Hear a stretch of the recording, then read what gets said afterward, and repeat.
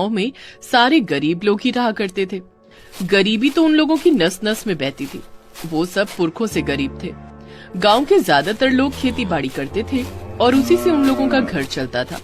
कुछ लोग मजदूरी भी करते थे। आसपास के गांव वाले गरीब गांव के लोगों को बहुत नीच नजर से देखते थे। कभी किसी को कोई काम के लिए गरीब गांव आना भी पड़ता था तो वो झिझकते थे। अरे यार बाबुआ, कहाँ जा रहा है सुबह सुबह? गरीब गांव जा रहा हूँ चाचा। ठीक। सुबह सुबह उस मनहूस जगह पे क्यों जा रहा है?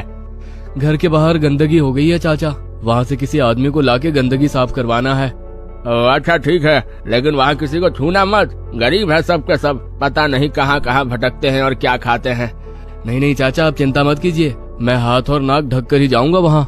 इसी तरह गरीब गांव के लोगों का अपमान किया जाता था। उस गांव के बेचारे गरीब लोग चुपचाप अपमान सहते थे। लेकिन वो कहते हैं ना, सबका टाइम आता है। गरीब गांव में एक नई जनरेशन आ गई। बिट्टू, मधु, रघु, रतन और गुड़िया, ये पांचों बच्चे रोजमर्रा की गरीबी से परेशान हो गए। क्या फालतू जगह है ये, ठीक से ना खाने को मिलता है और ना ही कुछ ढंग का पहनने का।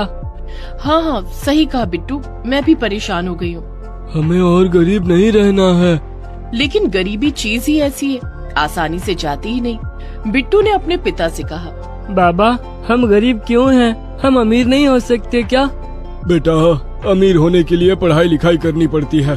हम जैसे गरीब लोगों के पास पढ़ाई लिखाई करने का वक्त कहाँ है?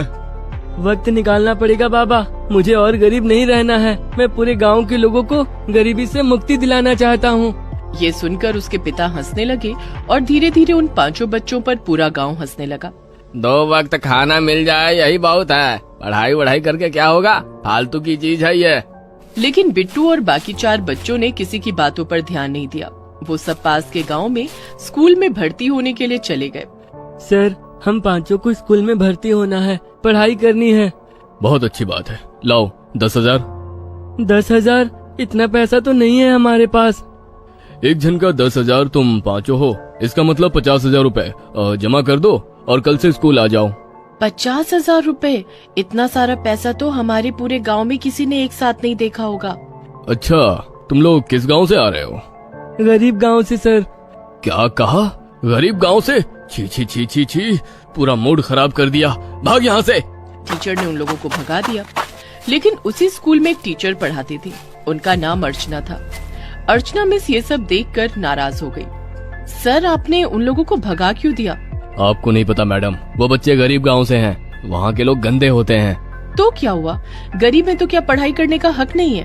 आप यहाँ नहीं हो ना, इसलिए आपको पता नहीं है। हम इन लोगों के मुंह नहीं लगते हैं। लेकिन मैं वैसी नहीं हूँ, मैं गरीबों को पढ़ाना चाहती हूँ। मैं ये नौकरी छोड़ रही हूँ।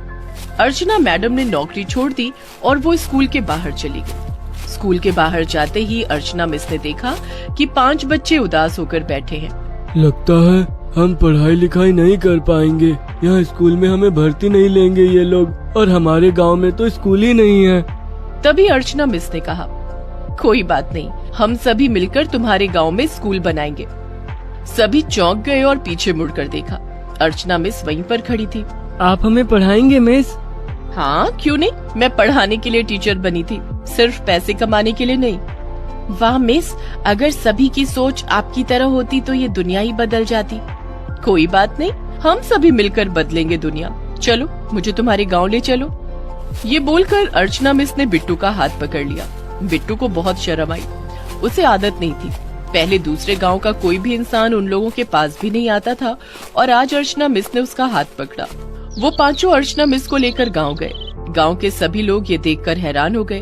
अर्चना मिस ने कहा, बिट्टू, यहाँ एक स्कूल बनाना है, कोई घर है जिसे हम स्कूल बना सके? हाँ है ना मिस, गांव के बीचों बीच एक पुराना मिट्टी का घर है, वो घर खाली पड़ा है। ठीक है, मुझे ले चलो वहाँ। बिट्टू और बाकी चारों अर्चना मिस को लेकर उस घर के सामने गए।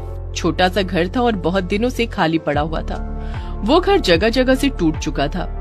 मेरे लिए ये काफी है, मैं तुम लोगों को यहीं पढ़ाऊंगी और इसी घर में रहूंगी। ठीक है मिस, तो फिर हम लोग आपके खाने पीने का इंतजाम कर देंगे। अच्छा, तुम लोग खाने में क्या खाते हो? हम तो सिर्फ रोटी और प्याज खाते हैं मिस। सिर्फ रोटी और प्याज? हाँ मिस, हम गरीब हैं, खेती बाड़ी करने के लिए हमारे पास ज्यादा जमीन भी नहीं है, लेकिन खेत में बहुत बड़े बड़े प्याज उगते हैं हम वही बेचते हैं और वही खाते हैं। ठीक है, मैं रोटी प्याज ही खा लूंगी। तो फिर कल से हम यहाँ पढ़ने आ जाएंगे।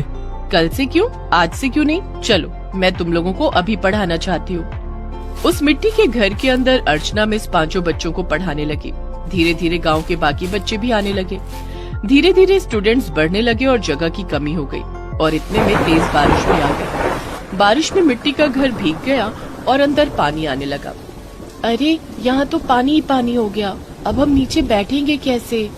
वही तो, हमारे पास खाने के पैसे नहीं है। हम डेस्क और कुर्सी कैसे बनवाएंगे? सभी का दिल टूट गया। वो सब बड़ी उम्मीद के साथ पढ़ाई करने के लिए आए थे। बिट्टू घर लौट गया। उसका चेहरा उतरा हुआ था। उसके बाबा ने पूछा, क्या बात है बेटा, तू दुखी लग रहा है? हाँ बाबा, स्कूल में पानी घुस गया है। हम नीचे नहीं बैठ पा रहे हैं, लेकिन हमारे पास डेस्क और कुर्सी खरीदने के भी पैसे नहीं है। हम क्या करें? देख बेटा, जब कोई दिक्कत आए और हमारे पास कोई उपाय ना हो तब जुगाड़ लगाना पड़ता है। इसका मतलब हमें भी जुगाड़ लगाना पड़ेगा? हाँ बेटा, खैर लगता है इस बार थोड़ी ज्यादा कमाई होगी। खेत में बहुत बड़े बड़े प्याज उगे हैं। चल मेरे साथ, तुझे दिखाता हूँ। बाबा बिट्टू को लेकर खेत में गए। बिट्टू के तो होश उड़ गए। उसने देखा खेत में उसके समान बड़े बड़े प्याज उगे हैं। ये देखते ही बिट्टू के दिमाग में एक आइडिया आया। अरे, हम ये तो कर सकते हैं। क्या बेटा? हम प्याज के डेस्क और कुर्सी बना सकते हैं। प्याज भीग भी जाएगा तो कुछ नहीं होगा। बिट्टू ने ये बात बाकी बच्चों को बताई। बच्चों की पढ़ाई के प्रति शिद्दत और चाह देखकर गांव के लोग भी उनकी मदद करने के लिए आगे आए और सभी अपने अपने खेत से उन्हें प्याज देने लगे और बच्चों ने प्याज से डेस्क और कुर्सी बना लिया और उन्हीं पर बैठकर पढ़ाई करने लगे। और कुछ ही दिनों में वो स्कूल प्याज के स्कूल के नाम से फेमस हो गया। मंत्री जी के पास ये खबर पहुंच गई। क्या, प्याज का स्कूल? गरीब गांव के बच्चे प्याज के स्कूल में पढ़ रहे हैं, लेकिन उससे मुझे क्या? अरे सर, जरा सोचो, वहाँ कितने सारे वोटर हैं। उनकी मदद करोगे तो उनका वोट आपको ही मिलेगा। हाँ, ये तूने अकलमंदी की बात की है सुरेश। चल, उनकी मदद करते हैं। मंत्री जी अगले दिन गांव में चले आए। ये पहले कभी नहीं हुआ था। सभी बहुत खुश हुए। मंत्री जी प्याज का स्कूल देखकर बहुत प्रभावित हुए और बच्चों का टेस्ट लेने के बारे में सोचा। उन्होंने तुरंत उनका टेस्ट लिया और सारे बच्चे पास हो गए।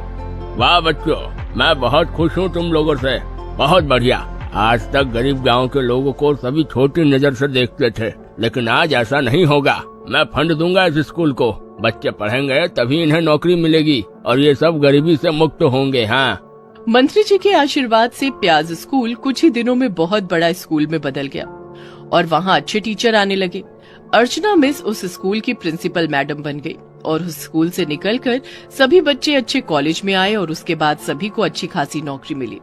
धीरे धीरे गरीब गांव के सब लोग अमीर हो गए और गांव का नाम गरीब गांव से अमीर गांव हो गया और सभी खुशी खुशी रहने लगे।